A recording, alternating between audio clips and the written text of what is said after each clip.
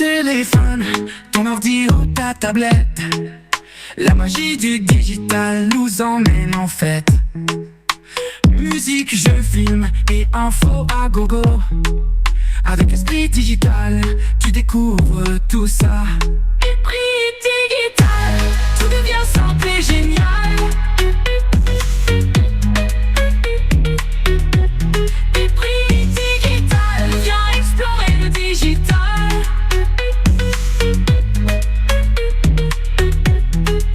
Trucs et astuces. Salut à tous et à toutes, bienvenue dans Esprit Digital, votre rendez-vous hebdomadaire pour comprendre comment le numérique transforme notre quotidien ici au Burkina et partout ailleurs. Aujourd'hui, on va parler d'un sujet qui touche tout le monde, que vous soyez étudiant, entrepreneur, salarié ou même agriculteur, le futur du travail et les compétences numériques. Le monde change, les métiers évoluent et une question se pose, comment rester dans la course? Quelles sont ces nouvelles compétences qu'il faut absolument maîtriser pour ne pas être laissé de côté? Ne vous inquiétez pas, on va décortiquer tout ça ensemble et en 3 étapes. D'abord, une explication simple du télétravail. Ensuite, on verra comment l'intelligence artificielle transforme déjà nos métiers. Et enfin, je vous donnerai des astuces pour vous former gratuitement aux compétences numériques. Amis auditeurs, bienvenue dans Esprit Digital. Ton cœur, digital, tout devient simple et génial.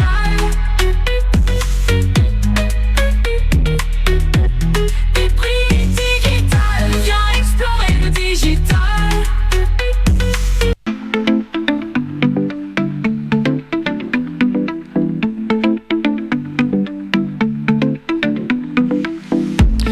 C'est parti pour la première rubrique, le digital en 2 minutes. C'est quoi le télétravail? Imaginez travailler depuis votre salon, votre boutique ou même sous l'ombre des manguiers dans la cour familiale sans avoir à prendre la route chaque matin pour rejoindre le bureau.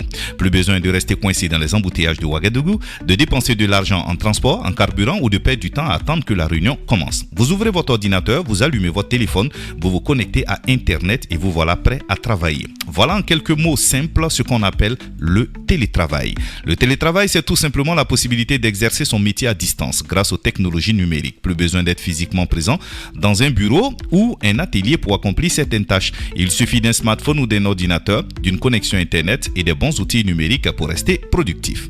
Ces outils, ce sont des applications que vous connaissez sans doute déjà, comme WhatsApp qui permet de discuter et d'envoyer des documents en un clic, ou encore Zoom qui sert à organiser des réunions en visioconférence. Il existe aussi Google Doc qui permet à plusieurs personnes d'écrire et de corriger un document en même temps, même si elles se trouvent à des kilomètres de distance.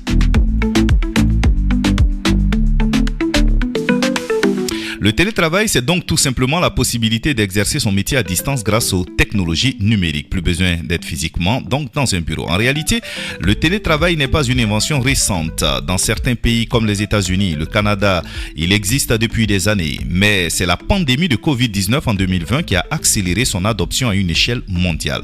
Des millions de personnes contraintes de rester chez elles ont découvert qu'il était possible de continuer à travailler depuis la maison. Et beaucoup d'entreprises ont compris que cela pouvait être une manière d'économiser de l'argent. Moins de bureaux à louer, moins de frais de transport à rembourser, moins de perte de temps dans les déplacements. Mais alors, qu'en est-il chez nous, au Burkina Faso? Peut-on vraiment parler de télétravail dans un contexte où la connexion Internet n'est pas toujours stable, où l'électricité peut parfois manquer et où beaucoup de métiers restent très manuels, très physiques? La réponse est oui, mais avec des nuances.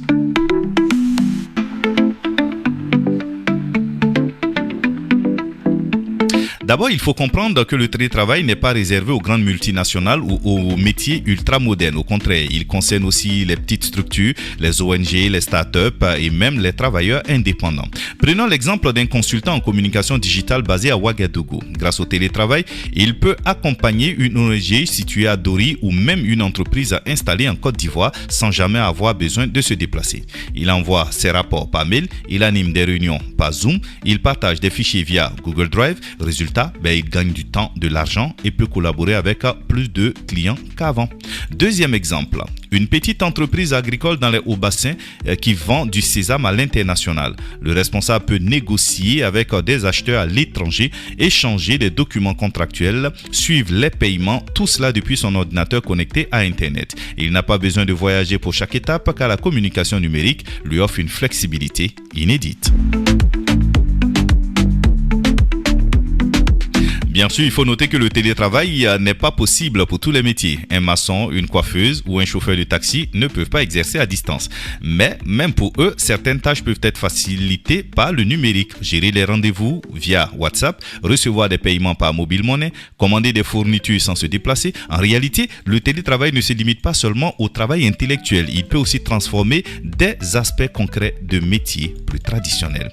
Et il faut également souligner les défis. Le premier, c'est la connexion Internet. Dans certaines zones rurales, il est difficile d'imaginer télétravailler avec un réseau faible. Le deuxième, c'est la question de la discipline. Travailler depuis chez soi demande une grande organisation. Sans horaire fixe, sans chef juste à côté pour surveiller, il est facile de se laisser distraire. Enfin, il y a aussi la question de l'isolement. Beaucoup de travailleurs avouent que le télétravail peut parfois être pesant car on perd le contact humain avec ses collègues.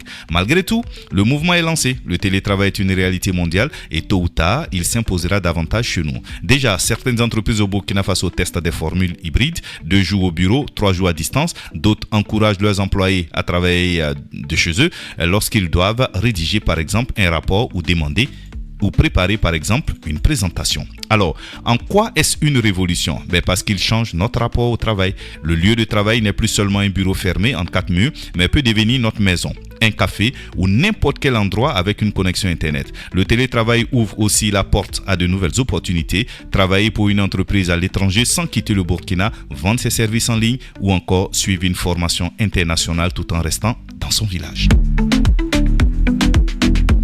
En résumé, le télétravail, c'est comme déplacer le bureau jusqu'à votre poche avec votre téléphone comme principal outil ou votre ordinateur.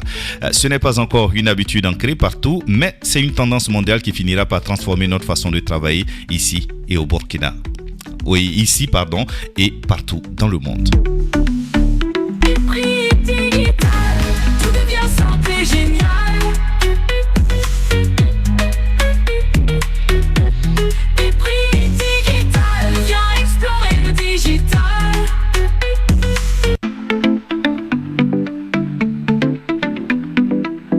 Alors, comment l'intelligence artificielle transforme les métiers et quelles compétences apprendre pour rester compétitif? Quand on parle d'intelligence artificielle, beaucoup imaginent tout de suite des robots futuristes ou des machines capables de remplacer l'être humain. Mais en réalité, l'IA, comme on l'appelle souvent, est déjà présente dans nos vies quotidiennes, parfois sans même que nous nous en rendions compte. Et son influence sur le travail est immense. Elle transforme la manière dont les métiers s'exercent et elle impose à chacun de nous de développer de nouvelles compétences pour ne pas rester à la traîne. Prenons un exemple simple. Votre téléphone. Quand vous ouvrez Google pour taper une recherche, les résultats qui apparaissent en priorité ne sont pas choisis par hasard. Ce sont des algorithmes d'intelligence artificielle qui analysent vos habitudes et vous proposent ce qui est le plus pertinent pour vous. Quand vous utilisez Facebook, TikTok ou Instagram, ce sont encore des algorithmes qui décident quelles vidéos apparaissent sur votre fil d'actualité. Bref, qu'est-ce que ça change concrètement pour le monde du travail? Beaucoup de choses. L'intelligence artificielle est en train d'automatiser certaines tâches répétitives. Par exemple, dans une entreprise, au lieu qu'une secrétaire passe des heures à saisir des données, un logiciel intelligent peut s'en occuper.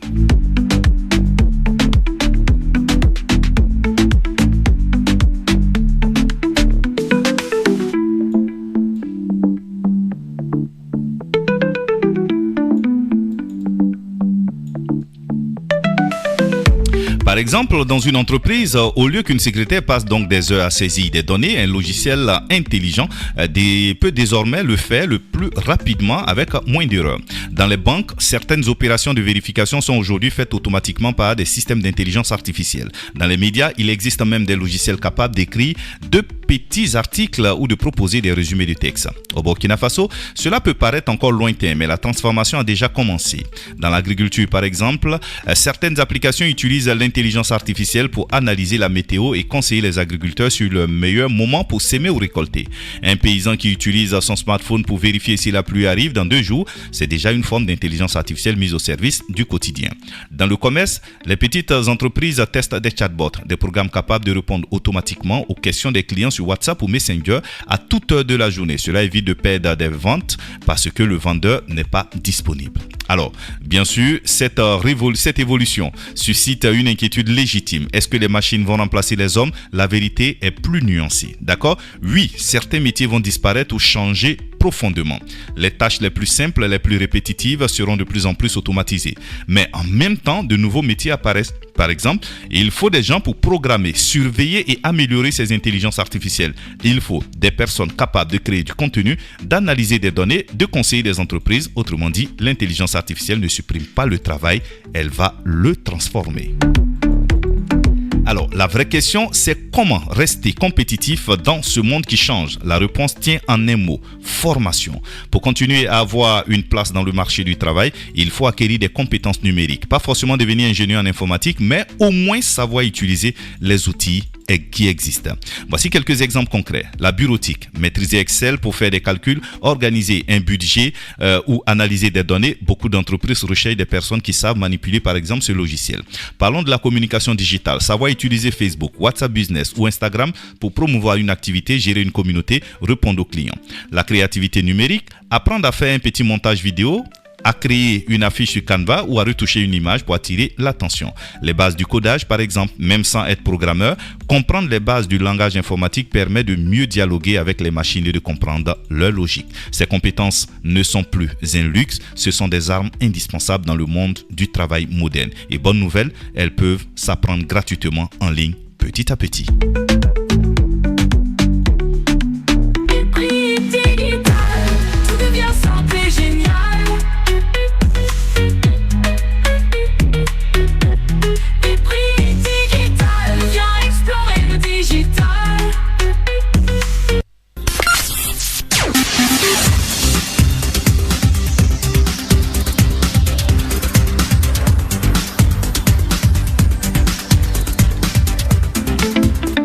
Alors, comment se former gratuitement aux compétences numériques? Aujourd'hui, dans Esprit Digital, on va parler d'un sujet aussi essentiel, comment apprendre les compétences numériques sans dépenser des fortunes.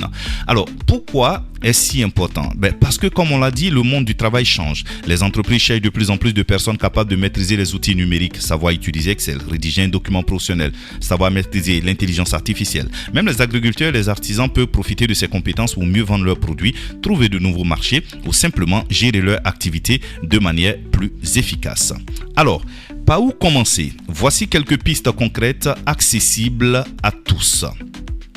Les plateformes internationales gratuites, il y en a. Il existe aujourd'hui des sites web qui proposent des cours en ligne gratuits, parfois même avec des certificats reconnus. On commence par Google Digital Garage. C'est une plateforme de Google qui propose des cours gratuits sur le marketing digital, la communication en ligne et les bases du numérique. Tout le monde peut s'y inscrire et c'est gratuit. Khan Academy, un site très connu pour apprendre gratuitement les mathématiques, l'informatique, mais aussi les bases de la programmation. Et c'est gratuit. Coursera, cette plateforme mondiale, travaille avec de grandes universités. Certains cours sont payants, mais beaucoup sont accessibles gratuitement si on choisit l'option auditeur libre. Et EDX, semblable à Coursera, avec des cours gratuits sur l'informatique, la gestion de projets ou encore l'entrepreneuriat. Le seul outil dont vous avez besoin ici pour profiter de ces ressources, c'est un smartphone avec une connexion Internet. Vous avez également les tutoriels YouTube. YouTube n'est pas seulement un espace de divertissement, c'est aussi une véritable école gratuite. On y trouve des tutoriels sur presque tout. Comment utiliser Excel, comment créer une affiche sur Canva, comment apprendre les bases du codage en langage Python ou même comment monter une vidéo avec son téléphone. L'avantage de YouTube, c'est que beaucoup de tutoriels sont faits par exemple en français et parfois même par des Africains qui comprennent mieux nos réalités. Vous avez les applications mobiles d'apprentissage. Il existe des applications que l'on peut télécharger et utiliser hors connexion une fois les cours téléchargés. Vous avez Duolingo pour apprendre par exemple l'anglais, compétence essentielle pour comprendre une bonne partie des ressources numériques.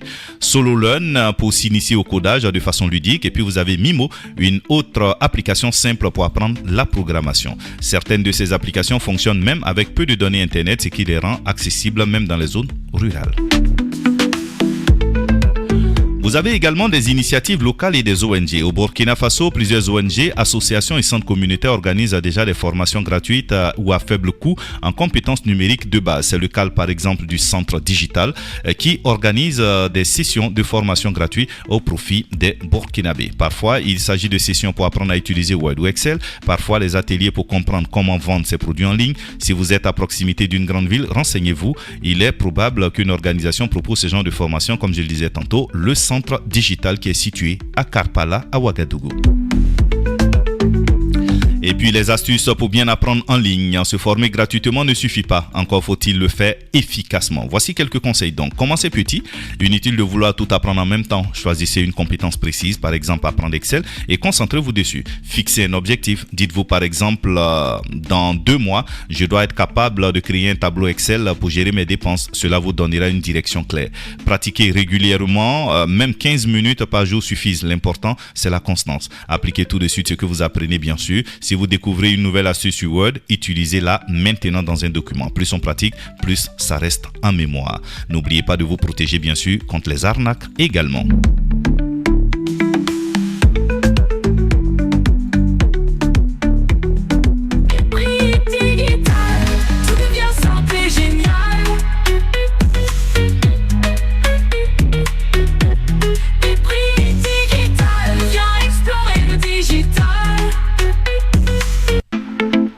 Voilà, amis auditeurs, nous arrivons au thème de ce numéro d'Esprit Digital. Aujourd'hui, nous avons découvert ensemble ce qu'est le télétravail, cette nouvelle façon de travailler qui transforme déjà nos habitudes, même ici au Burkina Faso. Nous avons vu comment l'intelligence artificielle change les métiers, automatise certaines tâches, mais surtout ouvre la porte à de nouvelles opportunités. Et enfin, nous avons partagé des astuces concrètes pour vous former gratuitement aux compétences numériques depuis votre téléphone ou votre ordinateur. Le message à retenir est simple. Le futur du travail est déjà là. Il ne faut pas en avoir peur. Il faut s'y préparer et s'adapter. Les compétences numériques ne sont plus un luxe. Elles sont devenues indispensables que vous soyez étudiant, entrepreneur, fonctionnaire, commerçant ou agriculteur. Alors, je vous lance ce défi dès aujourd'hui. Prenez quelques minutes pour apprendre quelque chose de nouveau dans le numérique. Une astuce sur Excel, un tutoriel sur YouTube, une formation gratuite en ligne. Chaque petit pas compte. C'est ainsi que demain, vous serez prêt à saisir les opportunités offertes par le digital. Le numérique, c'est une clé. À chacun de nous de décider si nous voulons ouvrir de nouvelles portes ou rester dehors. Merci de m'avoir accompagné dans ce voyage. On se retrouve la semaine prochaine, même heure, même fréquence, pour un nouvel épisode d'Esprit Digital. En attendant, souvenez-vous, le futur, ce n'est pas demain, c'est aujourd'hui. Ciao, ciao.